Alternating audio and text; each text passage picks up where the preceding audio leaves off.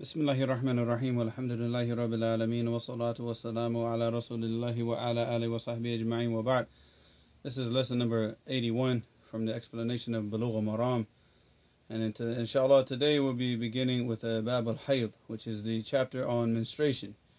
Alright, so this is it's a very delicate chapter that a lot of people, they make a lot of mistakes in, and it's something that you really have to pay close attention to, and for the women and the men, because the man, the women themselves, a lot of the women, they might not be very, how can you say, privy to these types of issues, even though they're women, but there's certain ahkam that they might not understand or they might not know because they haven't been exposed to those types of ahkam. So also the man should be familiar with this. If he's married and he's a student of knowledge, he should be able to answer those questions for his wife if she has those questions. So we'll start this inshallah. So as far as the word al-hayd in the lugha, it's actually taken from the meaning of a-saylan, because it comes from the word hadha, like you say hadha al-wadi, either sala. So if like hadha al-wadi, if it flooded, so it comes from a saylan, which means to flow. All right, so whenever the rainwater it starts to build up on the mountain and it flows through the valley, this is called a sail, and that's why you say that the word hayd is mushtaqun min as-saylan, all right, which means the flowing waters. As far as the Islamic definition of the word hayd, فهو دم يخرجه الرحم إذا بلغت المرأة ثم يعتادها في أوقات معلومة لحكمة تغذية الولد، فإذا حملت انصرف ذلك الدم بإذن الله تعالى إلى تغذيته، ولذلك لا تحيض الحامل إلى نادرا. So here the explanation of what the hayd is, as far as the terminology, the Islamic terminology, how we use it in Islam, is it's the blood that is how you can say excreted from the rahim, which is the womb. إذا بلغت المرأة, so if she has reached the age of bulugh, which means that she's reached the age of adolescence. So once the girl has reached the age of puberty, and this is called al-bulugh, she's now adolescent. She's not. That means that now she's responsible for action. She's now a mukallafa. She's not a child anymore. All right, because now at this point she has the ability to get pregnant. ثم يعتادها, and then after that, she has a regular habitual menstrual cycle في أوقات معلومة, at known time. So of course, the majority of the women, they know exactly when that cycle is coming around. لحكمة تغذية الولد, and this of course is the wisdom of the fact that the women, they get pregnant, and because they get pregnant, they need to have a way of giving nutrition to their children, not to their children, but to the fetus and that's in the womb. So this blood that's being excreted from the rahim, when she gets pregnant, that blood will change into it will be changed into nutrition for the child. And then also after she gives birth, that same blood will also be changed into milk for the child. So even during the cycle of pregnancy, it becomes a source of nutrition for the fetus. Also, once she gives birth to the child, and then she breastfeeds the child for a period of however long, up to 2 years, then at that point, that will be also, it would become a source of nutrition for the child outside of the womb. And this is why he said, فإذا حملت انصرف ذلك الدم بإذن الله تعالى إلى تغذيته. All right, so it becomes nutrition for the fetus. وَلِذَلِكَ لَا تَحِيضُ الْحَامِلُ إِلَى نَادِرًا. And he said, and this is the reason why it's very, very rare. It's a very rare occasion that a woman who's pregnant would menstruate. And the three types of blood that the women experience, that come from the womb. Because there's three types. You have the dam al-hayd, which is the menstrual blood. And the definition of that, هو دم طبيعي ليس له مرض أو جرح أو سقط أو ولادة. So this is not from any type of sickness or injury or miscarriage or birth. So this type of blood is a type of blood that has very, very specific characteristics, which we'll get into later on when those ahadith come. And then the second type of blood is the dam al-Istihaadhah. And then this could come from different reasons, like a nerve or something that exploded or cut inside the womb, which causes bleeding, or for other reasons. If you go and you check like different medical websites, you'll probably see a whole list of different causes for this reason. Exactly what al-Istihaadhah is in English, if I gave it to you guys before in the previous lesson, I forgot it because I had to go searching for it. But Allah musta'an, you might have to go back. But the Istihaadhah is where it's like it's the bleeding, it doesn't stop, because the menstrual cycle, it has it's the woman, she has like a habit with her cycle. So some will be like 3 days, 4 days, some 5 days, and some might even go up to 7 days. But every time that she has that menstrual cycle, she has that set number of days that she goes through. But with the Istihaadhah, it just continues. 10 days, 15 days, 20 days, and then it keeps going and going. So this is not the same type of blood. And this blood, even during the time of Al-Istihaadhah, like we mentioned in previous lessons, the woman can still pray. She can still do all the actions of a regular person, because this is not the blood of, it's not the menstrual blood. And of course, the Thadath, which is the third one, is Dam al-Nifas, which is the blood that comes out of the womb after the woman has given birth. All right, and of course, this differs from person to person.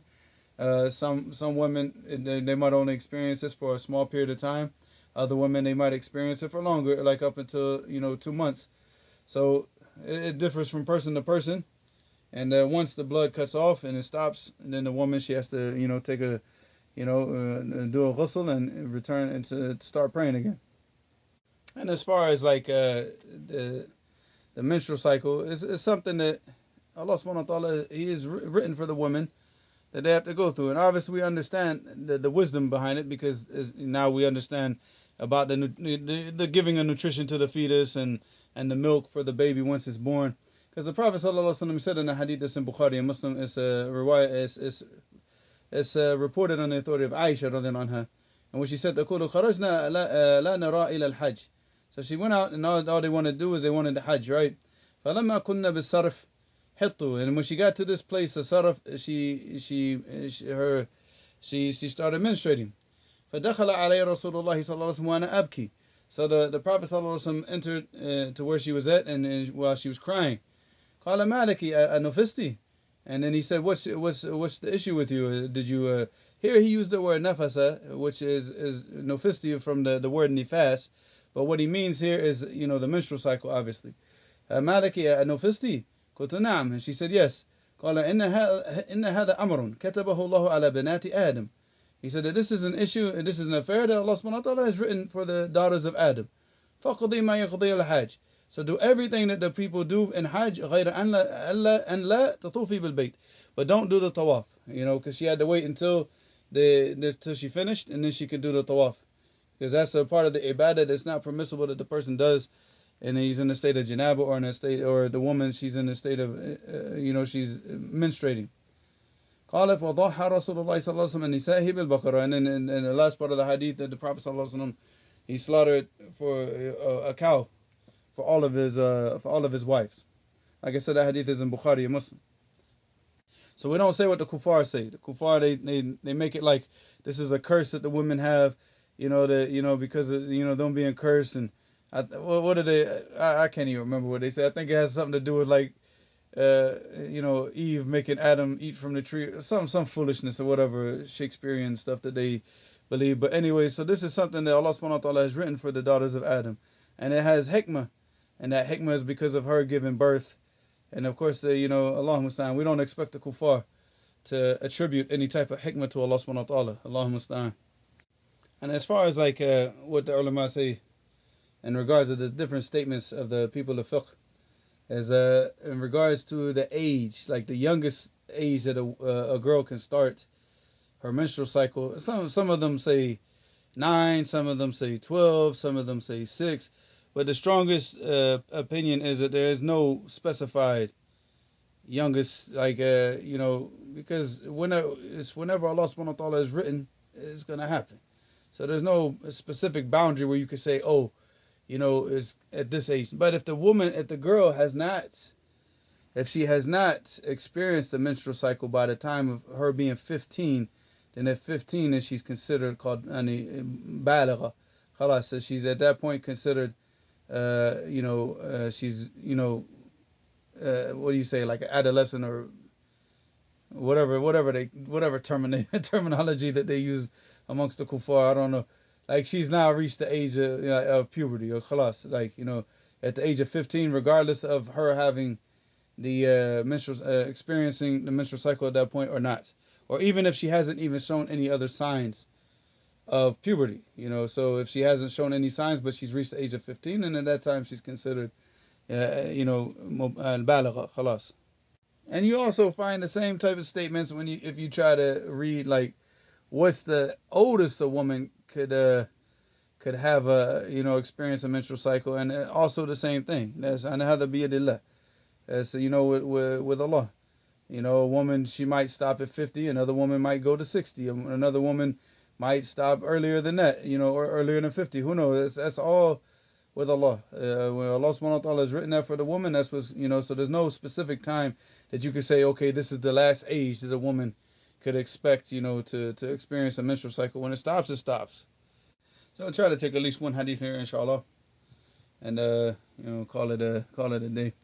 So he said, this hadith is reported in Aisha radiallahu anha قالت إن فاطمة بنت أبي حبيش كانت تستحاض فقال رسول الله صلى الله عليه وسلم إن الدم الحيض دم أسود يعرف إذا كان ذلك فأمسكي أنا من الصلاة فإذا كان الآخر فتوضئي وصلي.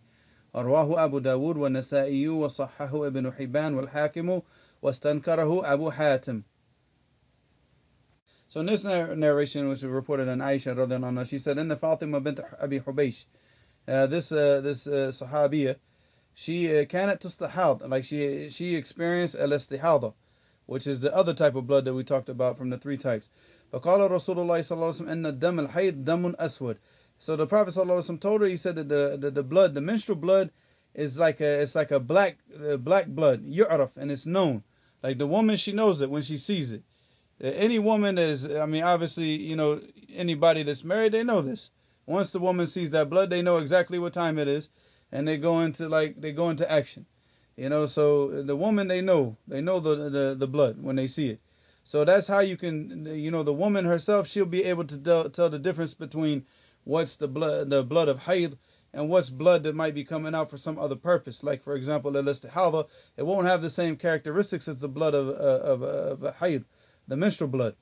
So he said, دَمٌ أَسْوَدُ يُعْرَفْ فَإِذَا كَانَ ذَلِكَ فَامْسِكِي مِنَ الصَّلَاةِ. And so if she sees that type of blood, she knows it, then she should stop praying. فَإِذَا كَانَ الْآخَرُ. And if it's the other type of blood, which is the blood of al-Istihaadhah, فَتَوَضَّئِي وَصَلِّي. And then she should make wudu and she should pray. And all those issues that we were dealing with as far as the issues of al-Istihaadhah, we've covered all of those before. So I won't go deep into those issues because, like I said, we already gone over it. But I will explain this because this is something that was very beneficial, which Sheikh Abdul Hamid, Allah yahfadhu, from Yemen, he put in his book Hibat al-Salam, which is his explanation of Bulugh Al-Maram, which is in 10 volumes. So what he did is he compiled the differences between the blood of the menstrual blood and the blood that is from the blood of al-Istihaadhah. So the first thing that he mentioned, so he said here, مسألة الفرق بين دم الحيض والاستحاضة الأول من حيث اللون. So the first thing he's talking about the color, like the difference in color. So he said دم الحيض لونه شديد الحمرة قريب إلى السواد.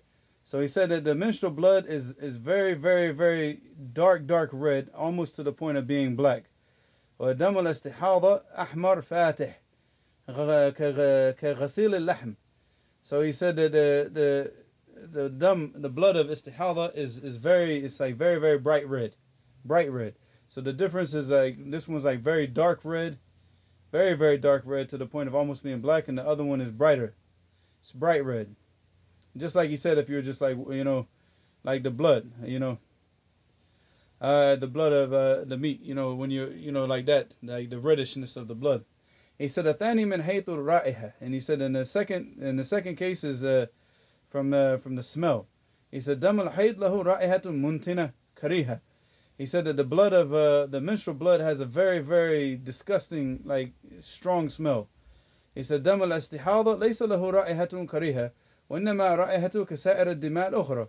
And he said that the blood of al-Istihaadhah it doesn't have that type of real disgusting smell, but it just has like a basic smell of any type of blood, of just regular any blood. He said الثالث من حيث الثخانة والغلظة. So this is from as far as like the thickness of it. You know, he said دم الحيض غليظ ثخين. So he said about the blood of the menstrual blood that is very thick and almost to the point of being like solid.